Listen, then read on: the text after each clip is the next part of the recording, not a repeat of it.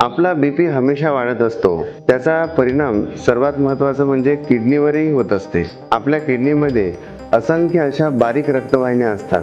त्या किडनीच्या बारीक बारीक नसांमधून रक्त फिल्टर होऊन अतिरिक्त शरीरामधलं साचलेलं पाणी हे बाहेर टाकलं जातात. आणि अशा परिस्थितीमध्ये जर का समजा बीपी आपला हमेशा वाढत राहिला तर ह्या छोट्या छोट्या नसांमध्ये हा दाब पडत असतो. आणि हा सतत जर दाब राहिला, किडनीमधले असणारे जे नेफ्रॉन्स आहेत ते खराब होऊ लागतात आणि आपल्या किडनीची जी कार्यक्षमता आहे ते हळूहळू कमी व्हायला सुरुवात होते. आणि विशेषतः गंमत अशी की संबंध एकतर्फी नाही. किडनीची कार्यक्षमता जर समजा कमी झाली तर शरीरामध्ये द्रव्य सोडियम ही साचू शकते आणि त्याच्यामुळे बीपी पुन्हा पुन्हा वाढू शकते. म्हणजे हाय बीपी किडनीला नुकसान करू शकतात आणि खराब झालेली किडनी पुन्हा पुन्हा बीपी वाढवू शकते. फक्त आपल्याला बीपी असेल तर फक्त बीपी तपासणे हा एकमेव उपाय नाही. त्यासोबतच आपल्याला नियमित किडनीची तपासणी करायला पाहिजे. एक महत्त्वाची गोष्ट अशी